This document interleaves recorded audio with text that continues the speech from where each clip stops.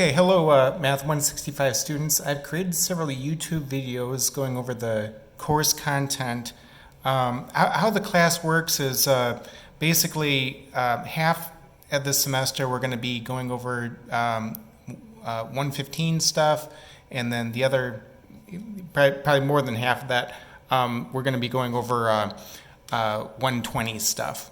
Okay, so for half of the class, we're going to be going over the algebra stuff, the things that you should know in college algebra, and then the things that you should know in trig. Both are essential for calculus. Both are highly recommended for calculus. And so let's get right to it.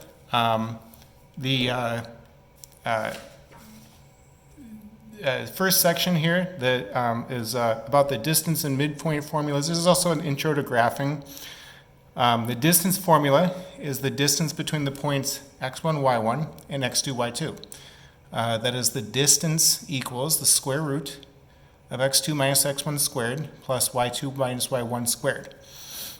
So for example, suppose that we have the points 6, negative 2, and 4, 6. Okay, the distance between those 2 points, 6 is x1, 4 is x2, negative 2 is y1, and 6 is y2. So when I plug in the numbers into the distance formula right here, I get the square root of 4 minus 6 squared minus 6 minus negative 2 squared. Okay, and that gives me the square root of 68, which square root of 68 is the same as 4 times 17. 4 times 17 is 8.25. Leave these answers in exact form, unless stated otherwise. Just leave them in exact form for me, that'd be great. Okay, so for example, suppose that we have points P, Q, and R. Point P has coordinates negative 2, negative 8. Point Q has coordinates 0, negative 4. And point R has coordinates negative 4, negative 7. Plot each point to form triangle PQR. And then we'll determine if triangle PQR is a right triangle. And then part C, we'll find the area of triangle PQR. To see if the distance between each of the points, to see this, find the distance between each of the points and use the Pythagorean theorem to get a true statement. Okay, that's what we're going to do in this problem. So part A, we want to plot each one of these points to form the triangle PQR. Okay, so I plotted each one of the points there, and I've got them labeled. And now this may look like a right triangle, although it's slanted, so it might be tough to tell. So let's calculate the distance between each one of the points. The distance between P and Q is x2 minus x1 squared plus y2 minus y1 squared. I want the square root of that whole thing. Okay, so 0 minus negative 2 squared plus negative 4 minus negative 8 squared gives me the square root of 4 plus 16, which is equal to the square root of 20, which is equal to 2 root 5. Okay, and of course I want to simplify each of these as far as possible. The distance between P and R is the square root of the x2 minus x1 squared plus y2 minus y1 squared. So x2 is negative 4, x1 is negative 2, negative 4 minus negative 2 squared plus negative 7 minus negative 8 squared. Okay, that gives me the square root of 4 plus 1, which is the square root of 5. The distance between Q and R is the square root of negative 4 minus 0 squared plus negative 7 minus negative 4 squared. That gives me the square root of 16 plus 9, which is the square root of 25, which is equal to 5. So is this a true statement? Okay, well, we can see that the square root of 5 plus the square root of 20 is equal to the square root of 25. So yeah, 5 plus 20 is 25. That's a right triangle. Okay, and it might be tough to tell because it's at an angle, but and if we want to know the area of the triangle, 1/2 base times height, the base measurement is 2 root 5. The height is root 5. Root 5 times root 5 is 5. The 2's cancel. So 5 square units would be the area of this triangle.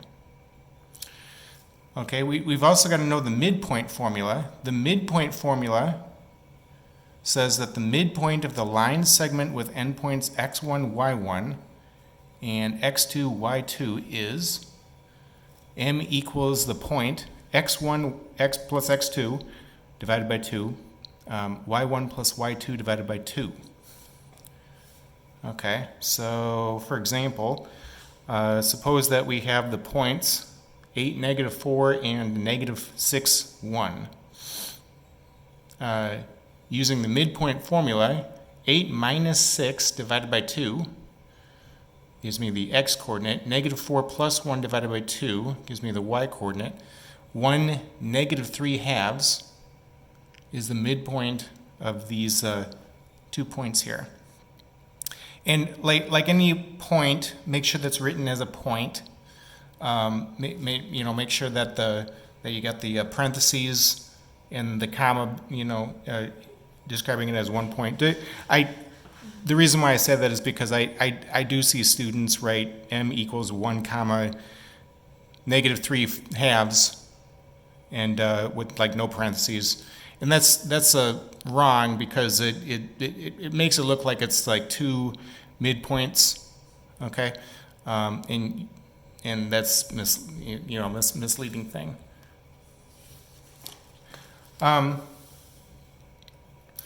So when it comes to graphing, and there's an intro to graphing in this section, but students are expected to be familiar with the rectangular coordinate system, the XY axes, the 4 quadrants, plotting points, okay, etc.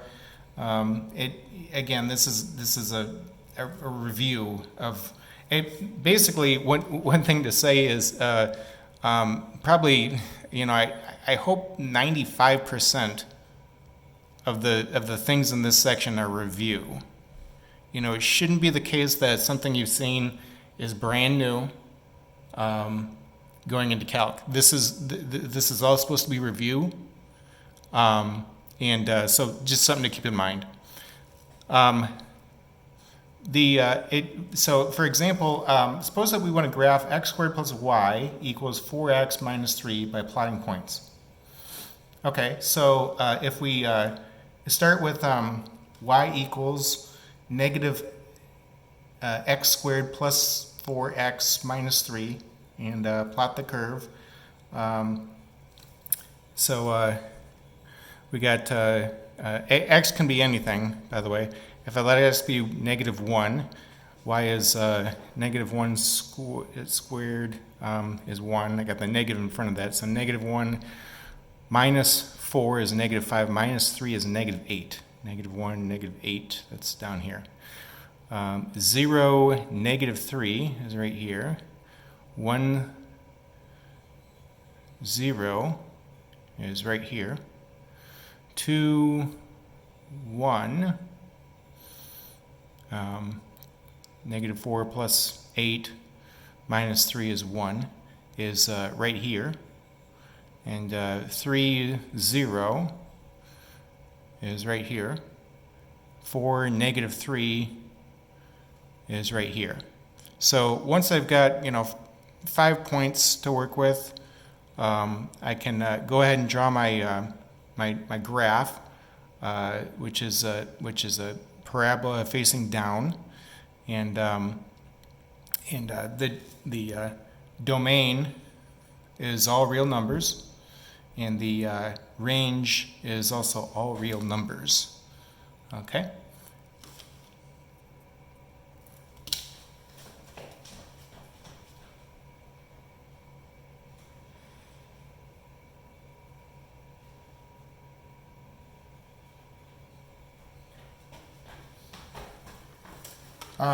So for example, suppose that we want to show this using graphing calculator.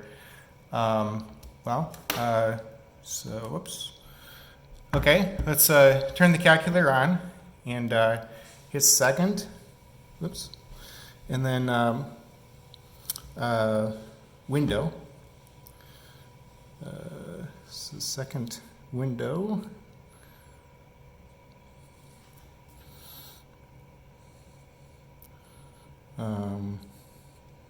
Here we are.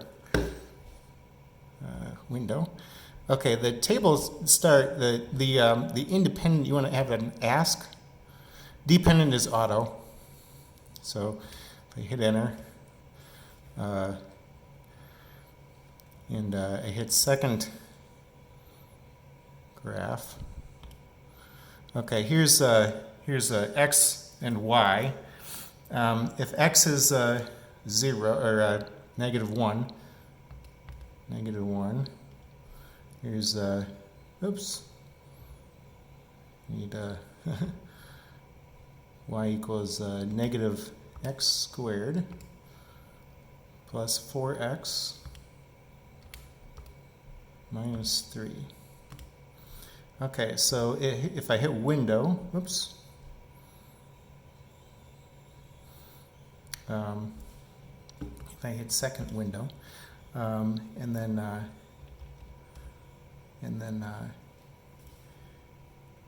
hit second graph, I get an array of numbers. Okay, if x is -1, I get -8. If x is 0, I get -3. If x is 1, I get 0. Now these are all values that are in my table. Okay, and so there's a way to check my answers using my calculator. If I hit second graph, if I hit graph, and I hit second, let's see here. If I go -10 to 10, and then -10 to 10, oops.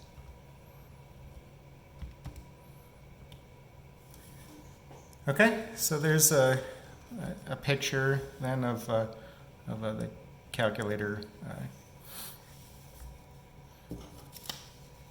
So the next thing is an example definition. Intercepts are the points where a graph crosses the coordinate axes. An x-intercept is an x value where the graph crosses the x-axis. The y-intercept is a y value where the graph crosses the y-axis. The intercepts from the last example would be the following: 0, 1, or 1, 0, 3, 0, and 0, -3.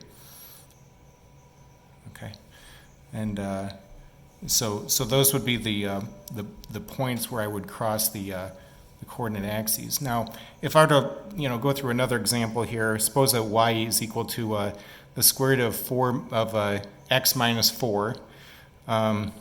So I don't want x to be anything less than -4. Okay, if x is -4, I get 0. Square root of 0 is 0. So here's -4 is 0. If x is -3, -3 plus 4 is 1. Square root of 1 is 1. If x is 0, 0 plus 4 is 4. The square root of 4 is 2. And if x is 5, 5 plus 4 is 9. The square root of 9 is 3. So what we're looking at is a half of a parabola. The intercepts here would be at -4 is 0, and 2 and 0, 2. Okay. The homework is on page 13. Be sure to look at those problems for me when you get a chance, and we'll go ahead and stop right there.